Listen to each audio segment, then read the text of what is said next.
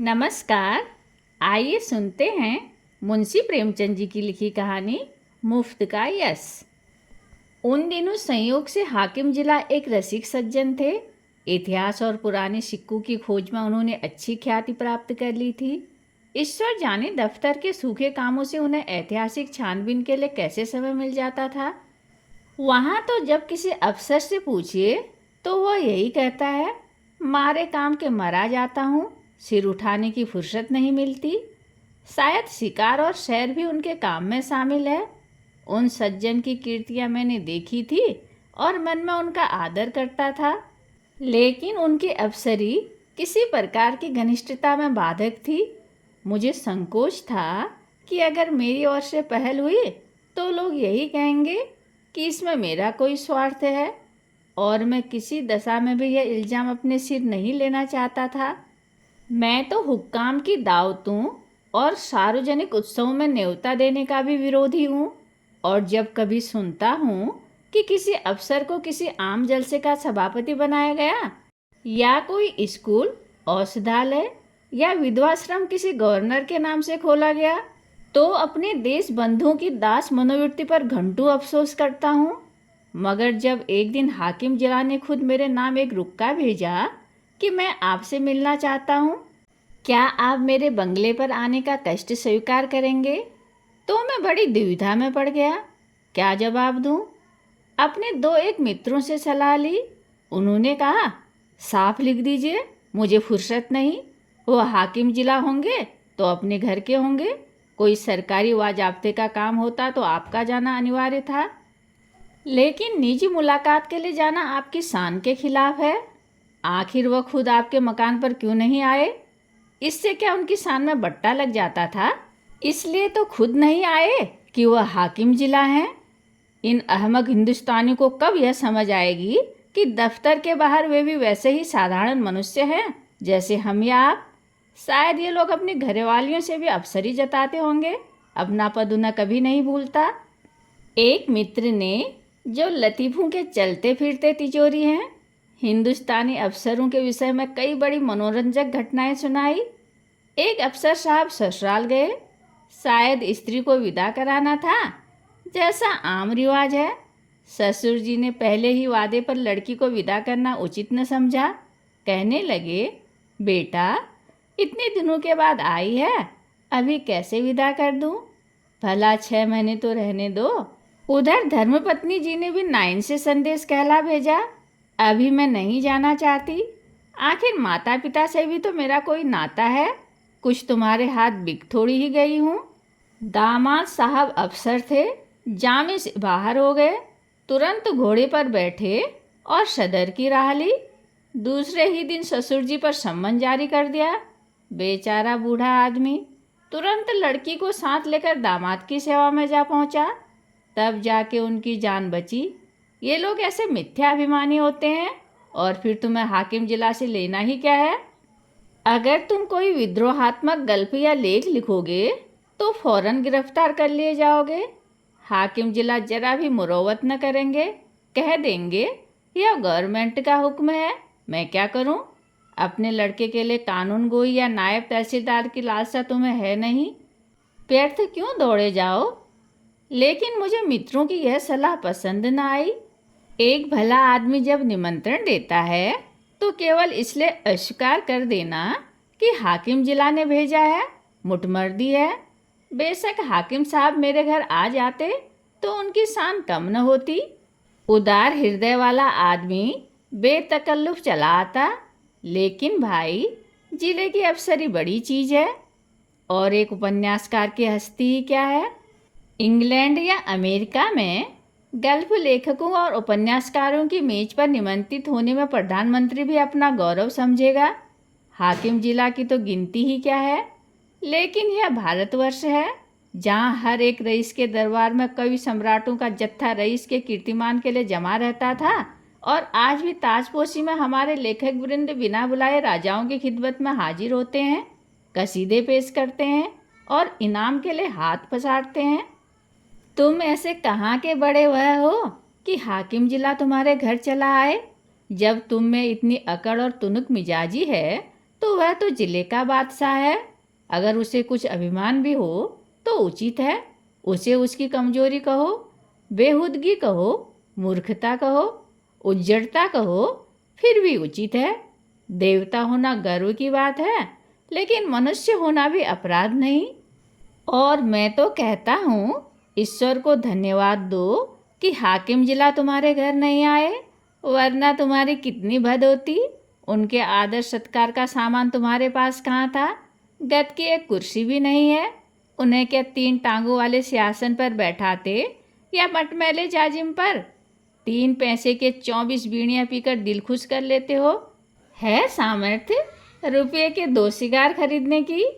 तुम तो इतना भी नहीं जानते कि वह सिगार मिलता कहाँ है, उसका नाम क्या है। अपना भाग्य सराहो कि अफसर साहब तुम्हारे घर नहीं आए और तुम्हें बुला लिया। 4-5 रुपये बिगड़ भी जाते और लज्जित भी होना पड़ता। और कहीं तुम्हारे परम दुर्भाग्य और पापों के दंड स्वरूप उनकी धर्मपत्नी भी उनके साथ होती, तब तो तुम्हें धरती में समा जाने के सिवा और कोई ठिकाना न था। तुम या तुम्हारी धर्मपत्नी उस महिला का सत्कार कर सकती थी।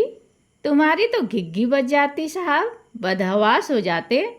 वह तुम्हारे दीवान खाने तक ही न रहती जिसे तुमने गरीबामाऊ ढंग से सजा रखा है। वहाँ तुम्हारी गरीबी अवश्य है, पर फूहड़पन नहीं। अंदर तो पग पग पर फूहड़पन के दृश्य नजर आते।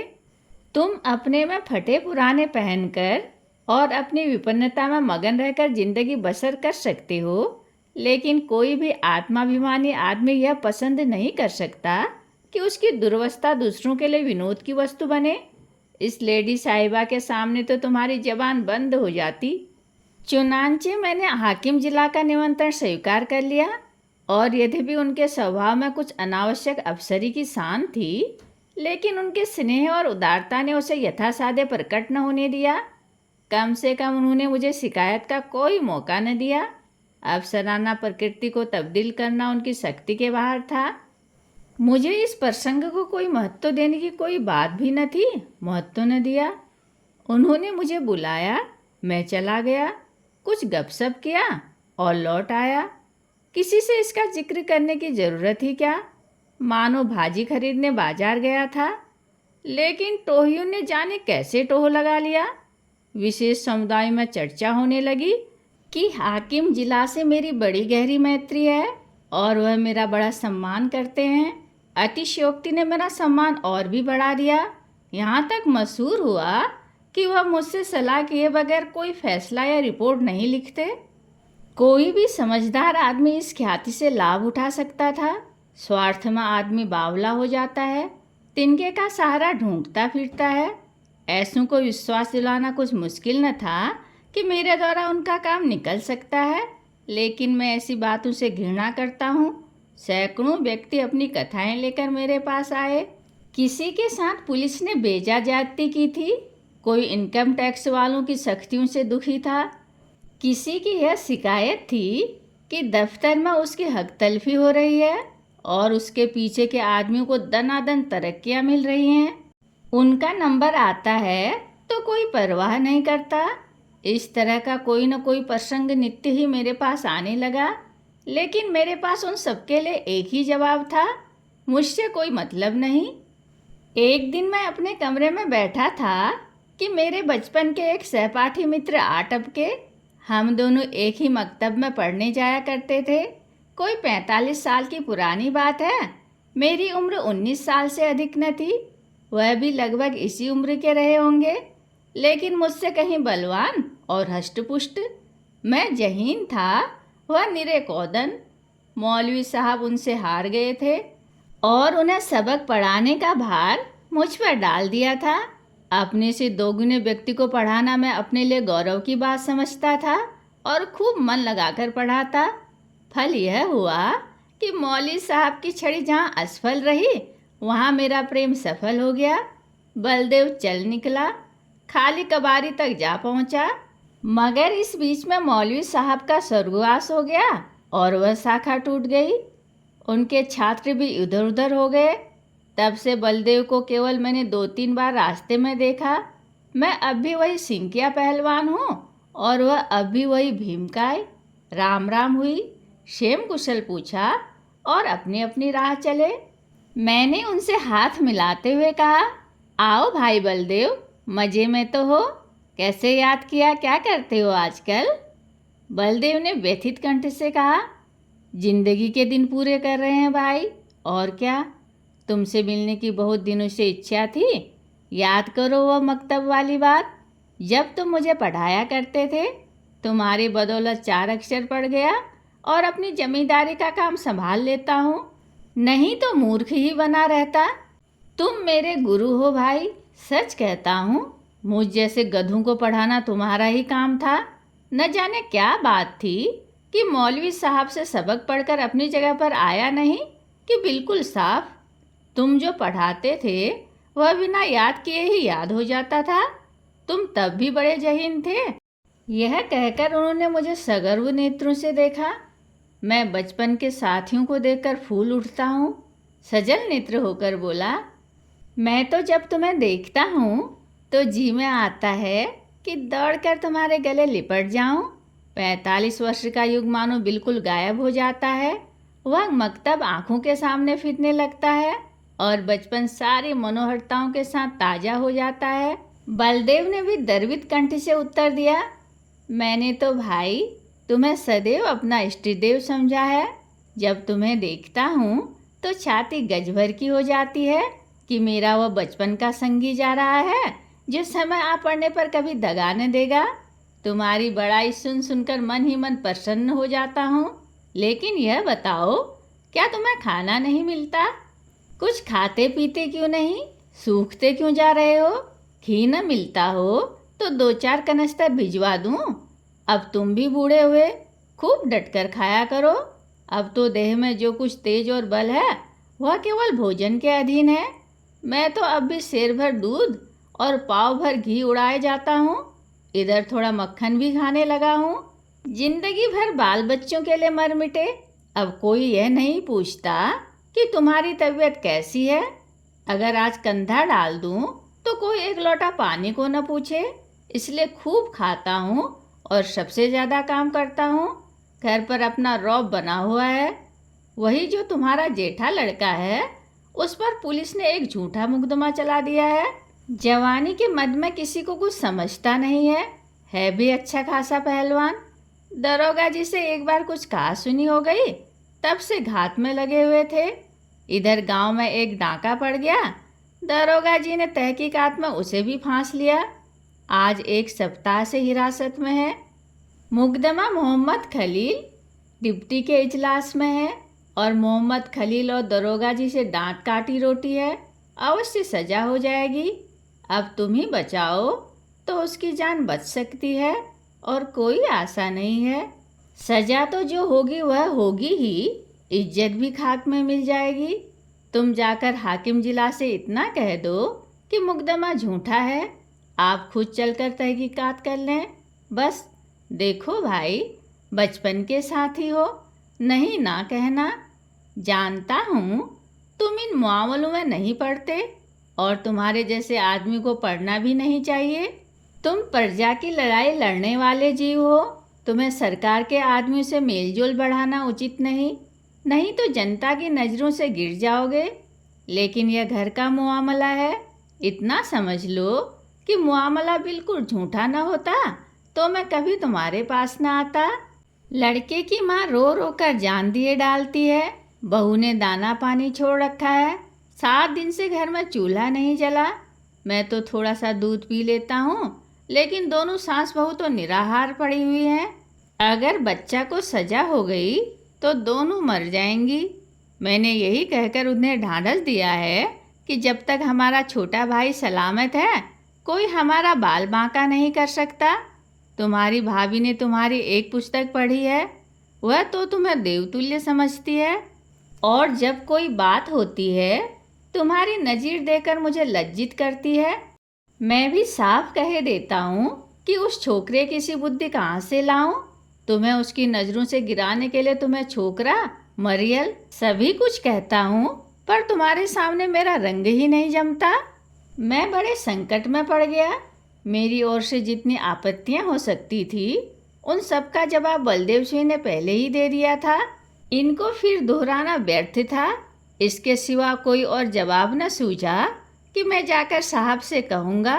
हाँ, इतना मैंने अपनी तरफ से और बढ़ा दिया कि मुझे आशा नहीं कि मेरे कहने का विशेष ख्याल किया जाए, क्योंकि सरकारी मामलों में हुक्काम हमेशा अपने मातहतों का पक्ष लिया करते हैं।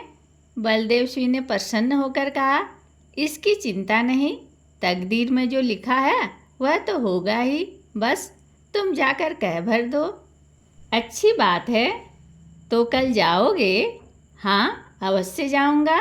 यह ज़रूर कहना कि आप चलकर तहकीकात कर लें। हाँ, यह ज़रूर कहूँगा। और यह भी कह देना कि बलदेव सिंह मेरा भाई है। झूठ बोलने के लिए मुझे मजबूर न करो।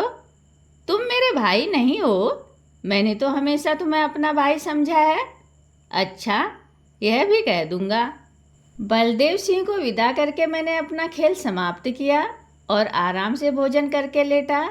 मैंने उससे गला छुड़ाने के लिए झूठा वादा कर दिया। मेरा इरादा हाकिम जिला से कुछ कहने का नहीं था। मैंने पेशबंदी के तौर पर पहले ही जता दिया था कि हुक्काम आम तौर पर पुलिस के मामलों में दखल नहीं देते, इसलिए सज़ा हो भी गई तो मुझे यह कहने की काफ़ी गुंजाइश थी कि साहब ने मेरी बात को स्वीकार नहीं की। कई दिन गुजर गए थे, मैं इस वाक़ये को बिल्कुल भूल गया था। सहसा एक दिन बलदेव सिंह अपने पहलवान बेटे के साथ मेरे कमरे में दाखिल हुआ। बेटे ने मेरे चरणों पर सिर रख दिया और अदब से एक किनारे खड़ा हो गया। बलदेव सिंह बोले, बिल्कुल बरी हो गया भैया। साहब ने दरोगा को बुलाकर खूब डांटा कि तुम भले आदमियों को सताते और बदनाम करते हो, अगर फिर ऐसा झूठा मुकदमा लाए तो बर्खास्त कर दिए जाओगे। दारोगा जी बहुत झेंपे। मैंने उन्हें झुककर सलाम किया। बचा पर घड़ों पानी पड़ गया। यह तुम्हारी सिफारिश का चमत्कार है भाईजान। अगर तुमने मदद न की होती तो हम तबाह हो गए थे। यह समझ लो कि तुमने 4 प्राणियों की जान बचा ली। मैं तुम्हारे पास बहुत डरते डरते आया था। लोगों ने कहा था उसके पास नाहक जाते हो, वह बड़ा बेमुरवत आदमी है, उसकी जात से किसी का उपकार नहीं हो सकता। आदमी वह है जो दूसरों का हित करे। वह क्या आदमी है जो किसी की कुछ सुने ही नहीं। लेकिन भाईजान, मैंने किसी की बात न मानी। मेरे दिल में मेरा राम बैठा कह रहा था, तुम चाहे कितने ही रूखे और बेलाग हो, लेकिन मुझ पर अवश्य दया करोगे। यह कहकर बलदेव ने अपने बेटे को इशारा किया। वह बाहर गया और एक बड़ा सा गट्ठर उठा लाया जिसमें भांति भांति की देहाती सौगातें बंधी हुई थी। हालांकि मैं बराबर कहे जाता था, तुम ये चीज़ें नाहक लाए, इसकी क्या ज़रूरत थी, कितने गंवार हो। आखिर तो ठहरे देहाती। मैंने कुछ नहीं कहा। मैं तो साहब के पास गया भी नहीं, लेकिन कौन सुनता है। खोया, दही, मटर की फलियाँ, अमावट, ताज़ा गुड़ और जाने क्या क्या आ गया। मैंने कहने को तो एक तरह से कह दिया, मैं साहब के पास गया ही नहीं। जो कुछ हुआ खुद हुआ, मेरा कोई एहसान नहीं है। लेकिन इसका मतलब यह निकाला गया कि मैं केवल नम्रता से और सौगातों को लौटा देने का कोई बहाना ढूंढने के लिए ऐसा कह रहा हूँ। मुझे इतनी हिम्मत न हुई कि मैं इस बात का विश्वास दिलाता। इसका जो अर्थ निकाला गया वही मैं चाहता था। मुफ्त का एहसान छोड़ने का जी न चाहता था। अंत में जब मैंने जोर देकर कहा कि किसी से इस बात का जिक्र न करना, नहीं तो मेरे पास फरियादों का मेला लग जाएगा, तो मानो मैंने स्वीकार कर लिया कि मैंने सिफारिश की और जोरों से की। कहानी सुनने के लिए धन्यवाद।